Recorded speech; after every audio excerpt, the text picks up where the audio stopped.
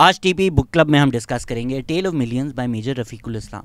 जिस तरह अगर हम किसी पाकिस्तान के ब्यूरोक्रेट या मिलिट्री ऑफिसर की किताब पढ़ते हैं तो we take it with a pinch of salt, क्योंकि उन्होंने ज़ाहिरी बात है एक अपने पर्सपेक्टिव से, एक पर्सनल वैंटेज पॉइंट से लिखी होगी। ज़रूरी नहीं है कि वो पूरा का पूरा सच हो। तो इस तरह जब हम एक बंगाली पर्सपेक्टिव पढ़ रहे हैं, एक बंगाली ऑफिसर की कहानी पढ़ रहे हैं जिनकी अवामी लीग से वाबस्तगी है, उसी पिंच ऑफ सॉल्ट के साथ पढ़ना चाहिए। लेकिन पढ़ना ज़रूर चाहिए, क्योंकि आपसे जो अपोजिंग नैरेटिव है, जो आपको बताया गया है, उसके ऑपोजिट जो नैरेटिव है, जो बातें हैं, वो समझे बगैर, वो जाने बगैर आप प्रोपेगेंडा ही रिगर्जिटेट करते रहेंगे और कुछ सीखेंगे नहीं। तो किताब प्रॉपरली तो शुरू होती है एक कहानी से कि कर्नल 24 मार्च 1971 की रात को कहते हैं कि पॉलिटिकल डिस्कशंस हो रहे हैं, लगता नहीं है कि मुझे कोई मिलिट्री ऑपरेशन होगा।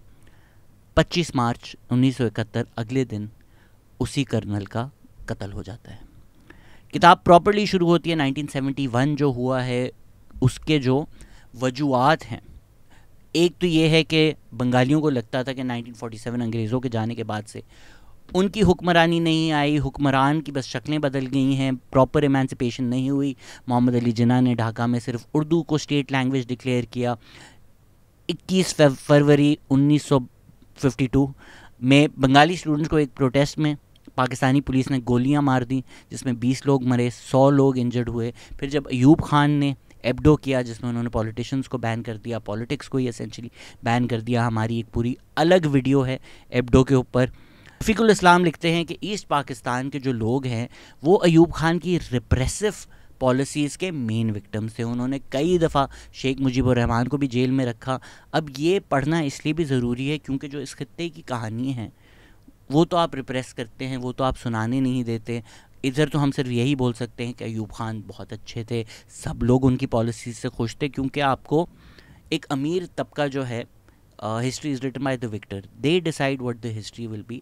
तो पाकिस्तान की भी जो पाकिस्तान स्टडीज़ है या पाकिस्तान की हिस्ट्री है वही बताते हैं, जिसको सब ऑल्टर्न वॉइसेस भी कहा जाता है, उस पर कम तारीख़ लिखी जाती है। जिस तरह ये भी बात वो मेजर रफ़ीकुल इस्लाम लिखते हैं कि एक बहुत बड़ा गिला था कि ईस्ट पाकिस्तान के जो इंडस्ट्रियल यूनिट्स हैं they were mainly owned by non Bengalis. अब ये एक बहुत बड़ा फैक्टर है जो पाकिस्तान में आपको उस तरह से नहीं बताया जाता है। इनफैक्ट आपको बताया जाता है कि जो कैपिटलिस्ट थे, जिनको पाकिस्तान की स्टेट ने 10-10 साल के फ्री लोन दिए कि आप लोग फैक्ट्रीज़ बनाएं, प्रॉफिट्स बनाएं, ये हमारे हीरोज़ हैं। इन्होंने तो एक्चुअली कुर्बानी दी है पाकिस्तान के लिए। इतना इन लोगों ने जो प्रॉफिट बनाया है लेबर को एक्सप्लॉइट करके, ईस्ट पाकिस्तान को एक्सप्लॉइट करके, we should be indebted to them. ये तो हमारे फाउंडर्स हैं, ये कैपिटलिस्ट्स।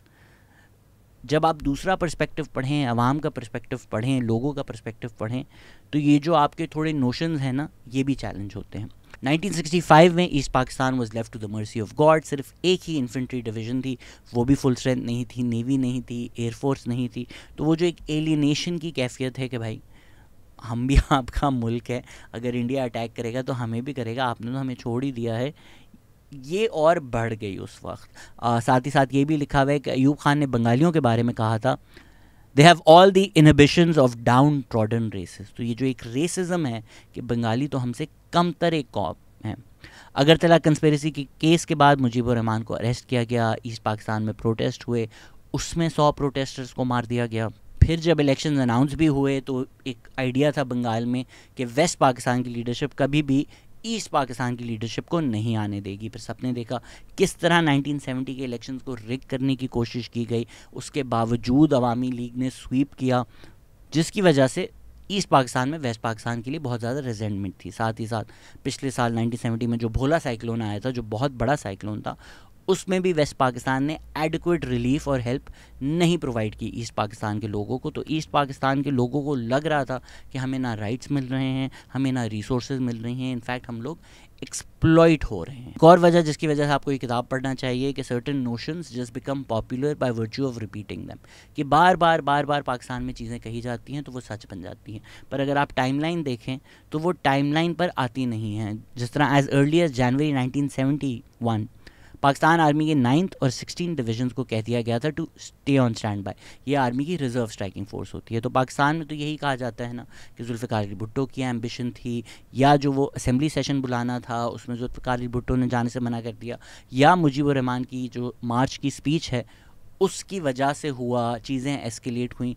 पर अब अगर ये आप टाइमलाइन देखें तो ये उसमें बैठती नहीं है चीज़ें कि फरवरी 22 या उसके आसपास आर्मी हेडक्वार्टर रावलपिंडी में याह्या खान और टॉप जनरल्स की एक मीटिंग हुई थी, जिसमें डिसाइड हो गया था कि पावर बंगालियों को नहीं दी जाएगी एट एनी कॉस्ट, और जो ईस्ट पाकिस्तान की लीडरशिप है उसको वेस्ट पाकिस्तान की डिक्टेशन माननी पड़ेगी। इस मीटिंग में ना मुजीबुर रहमान थे, ना जुल्फ़िकार अली भुट्टो थे।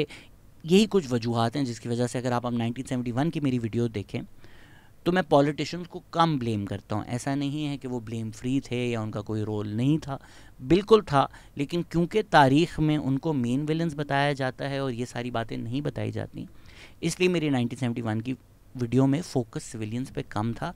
इसी वजह से मेरे पूरे काम में सिविलियन पॉलिटिशियंस पे कम फोकस होता है, क्योंकि 99% गालियाँ तो उनको वैसे ही पड़ रही होती। वेस्ट पाकिस्तान लीडरशिप की एक सोच थी कि अगर हमने कुछ लोग मार दिए, मतलब कुछ हज़ार लोग मार दिए, तो the rest will fall in line. General Tikka Khan को 1 हफ्ते का टाइम दिया था कि बंगाल जाकर नॉर्मलसी लेकर आओ। फरवरी 26 को याह्या खान और जुल्फ़िकार अली भुट्टो की मीटिंग हुई, जिसमें जुल्फ़िकार अली भुट्टो ने कहा कि जी नेशनल असम्बली जो सेशन है उसको पोस्टपोन किया जाए। उनका लॉजिक ये था कि एक डेडलाइन थी कि 90 दिन में कॉन्स्टिट्यूशन बनेगा after the first assembly session. तो ये साइड या पहले चीज़ें डिसाइड कर लें हम, फिर पहला असेंबली सेशन कॉल किया जाए ताकि वो डेडलाइन ट्रिगर ना हो जाए। फरवरी 28 को पीआईए के बोइंग तैयारे में first batch of troops Dhaka में आए, फिर हर रात ट्रूप मूवमेंट्स उसी तरह से जारी रही।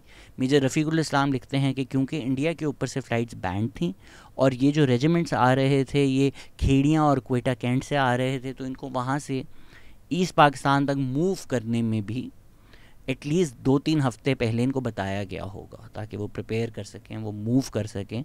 तो ऐसा नहीं है कि फरवरी 26 को डिसाइड हुआ और फरवरी 28 को जहाज़ में बैठकर चले गए। ये मेजर रफ़ीकुल इस्लाम लिख रहे हैं। इसको अगर हम मान लें तो याह्या खान की जो एक अनाउंसमेंट थी कि मार्च 3 को असेंबली सेशन होगा, वो भी एक झूठ था, क्योंकि आप ऑलरेडी ट्रूप्स मूव कर रहे हो। 1 मार्च को सॉरी याह्या खान ने असेंबली सेशन को उसको पोस्टपोन कर दिया, जिसके खिलाफ ईस्ट पाकिस्तान में बहुत ज़्यादा डेमोन्स्ट्रेशंस हुए। This is what I mean by reading it with a pinch of salt. Rafiqul Islam लिखते हैं कि मार्च 3, 1971 को एक प्रोसेशन वायरलेस कॉलोनी से गुजर रहा था, जो एक नॉन बंगाली पॉपुलेशन एरिया है।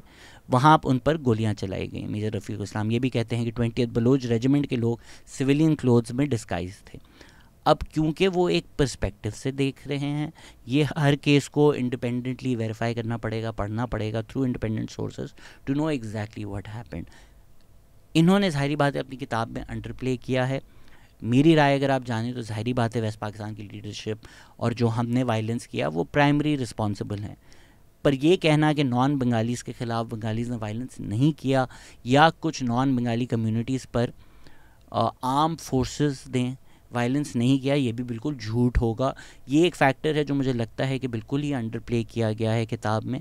तो ये जो स्कर्मिशेस हैं, इसमें किसने पहली गोली चलाई, किसने किस पे अटैक किया, they will have to be looked at it individually, not to deny the fact कि ऐसा भी हो सकता है कि कई जगह पे पाकिस्तान फोर्सेस जो हैं वो अंडर कवर होकर pretending to be non Bengali population in Bengal firing की हो।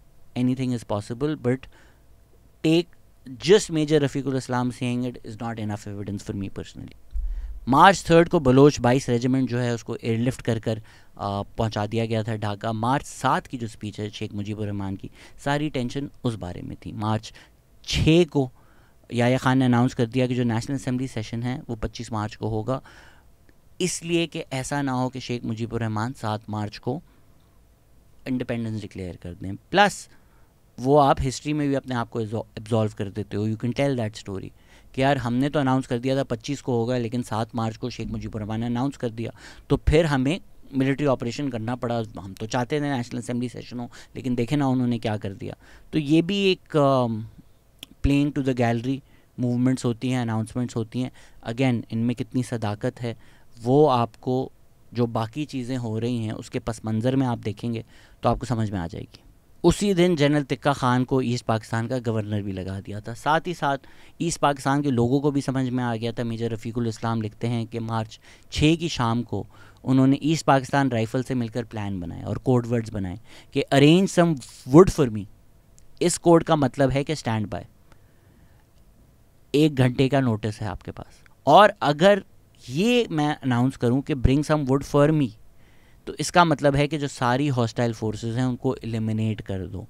मेजर रफ़ीकुल इस्लाम लिखते हैं कि मार्च 7 को 10 लाख बंगाली आए मुजीबुर रहमान की स्पीच सुनने। याया को बस एक एक्सक्यूज़ चाहिए था फॉर वायलेंस। अब ये अच्छा कोट है, मैं आपको पढ़ के सुना देता हूँ कि बुक में लिखा हुआ है, Dhaka cantonment, the army and the air force were battle ready to unleash a blood bath in case Sheikh Mujibur Rahman declared independence. Artillery guns were laid with targets fixed for the meeting ground, and an air observation helicopter prepared to direct artillery hovered in the sky. पर मुजीबुर रहमान ने independence declare नहीं की। अब ये historians debate करते रहे कि उन्होंने फियर में नहीं की, because a gun was held to his head, he didn't want bloodshed, इसलिए नहीं की। असल में तो उनके इरादे थे इंडिपेंडेंस डिक्लेयर करने के, पहले से थे। Agartala conspiracy case is also in front of us, is open for debate, but again I feel कि वो एक आर्गूमेंट गलत दिया जाता है कि कभी मुजीबुर रहमान ने प्राइवेट में कह भी दिया या स्पीच में कह भी दिया, दैट्स नॉट इनफ एविडेंस। अगर तो अल्ताफ़ हुसैन ने कह दिया हो कई दफ़ा के फिर आप कराची अलग कर दें, फिर हमें आज़ादी दे दें, is that enough evidence to say that MQM has always been a secessionist movement and MQM has always wanted an independent Karachi और वो तो पाकिस्तान के साथ कभी मुखलिस थे ही नहीं? या does that mean कि आप negotiations, political negotiations के लिए एक बयान दे रहे हैं which is inflammatory, लेकिन वो negotiate करके बात करके चीज़ कम हो सकती है? अभी PTI भी जो तड़ियाँ मार रही है, डज़ दैट मीन कि वो खैबर पख्तूनख्वा में एक सेसेशनिस्ट या सेपरेटिस्ट मूवमेंट चला रहे हैं? नो। मार्च 7 की स्पीच के बाद ज़ाहिरी बात है चीज़ें एस्केलेट हो गई थी। कह दिया गया था कि टैक्स ना दो। जो ढाका हाई कोर्ट के चीफ जस्टिस हैं उन्होंने गवर्नर तिक्का खान का ओथ तक नहीं एडमिनिस्ट्रेट किया। मार्च 15 और मार्च 17 याया खान और मुजीबुर रहमान की मीटिंग्स हुई।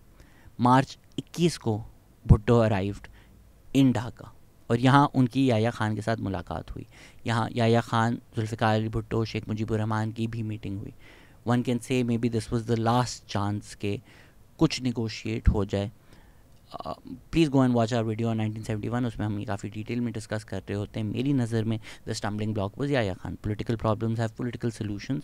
अगर मुजीबुर रहमान और जुल्फ़िकार अली भुट्टो साथ मिलकर कुछ निगोशिएट कर लेते, डिस्कस कर लेते, तो सोल्यूशन आ जाता। The problem was Yahya Khan wanted to stay on, Yahya Khan wanted to stay on as president.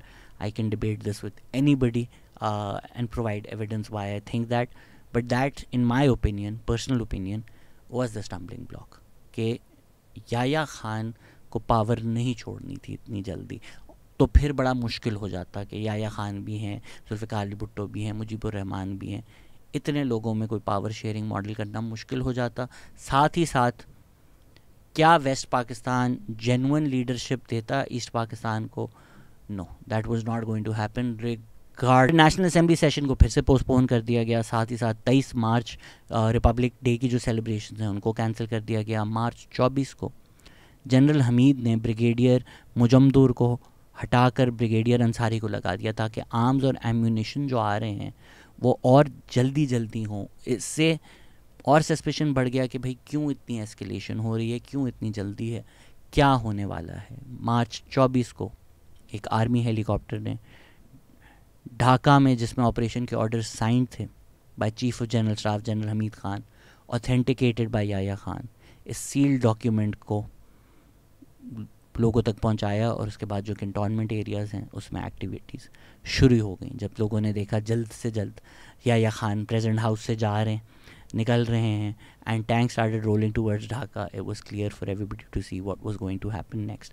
इसमें एक और इंटरेस्टिंग बात है कि इस वक्त और इसके बाद भी जुल्फ़िकार अली भुट्टो और जो इंटरनेशनल जर्नलिस्ट हैं वो उधर, I believe was intercontinental hotel, उधर थे। तो इसीलिए आर्गूमेंट पेश की जाती है कि जुल्फ़िकार अली भुट्टो को तो नहीं पता था ऑपरेशन है, वरना वो पागल तो नहीं थे कि टैंक्स आ रहे हैं, जंग शुरू होने वाली है। वो वहीं बैठे हुए हैं जब याया खान अकेले स्लिप आउट हो चुके हैं उनको वहाँ छोड़कर, and then he had to hurry and leave once the war had already started. जो जंग है उसके बारे में तो बहुत कुछ लिखा गया है, आप ब्लड टेलीग्राम पढ़ लें, बहुत सारी किताबें हैं जो पढ़ लें। जो मेजर रफ़ीकुल इस्लाम ख़ुद स्कर्मिशेस और एक्सचेंजेस में इन्वॉल्व थे, वो इंटरेस्टिंग है। उसमें आप अगर किताब पढ़ें, आपको स्पेसिफिक बैटल्स के बारे में बताया जाएगा कि उनमें स्पेसिफिकली क्या हुआ। इंटरेस्टिंगली मेजर रफ़ीकुल इस्लाम ये भी लिखते हैं कि अप्रैल में वो अगरतला में इंडियन ऑफिशियल से मिले और उनसे आर्म्स एंड एम्यूनेशन मांगे। Even before India was officially involve in the war, they were helping the Bengal forces. I don't think अब इसको एक कंस्पिरेसी थ्योरी बोलना चाहिए। अगेन मेरी 1971 पे वीडियो देख लें, मेरी पोजीशन बिल्कुल क्लियर है। आई ब्लेम 1947 से 1971 में जो हमने बंगाल के लोगों के साथ किया, उसकी वजह से we got till 1971। And then 1971 में भी जो हमारी इस्टेब्लिशमेंट लीडरशिप की पॉलिसीज़ थी, उसकी वजह से जो हुआ। But it's never this one sided, right? Let's not deny that India की भी इन्वॉल्वमेंट थी, ऑफ कोर्स थी। काफ़ी हैवी उन लोगों की फायरिंग और एक्सचेंजेस हो रही थी। जुम्मे की शाम दिसंबर 3 5:47 इंडियन टाइम, पाकिस्तान ने एक प्रीएम्प्टिवली 7 इंडियन एयर बेसेस को टारगेट किया, एक मेजर ऑफेंसिव लॉन्च किया चंब और पूंछ सेक्टर्स में, वेस्टर्न फ्रंट में, south west of Jammu and Kashmir.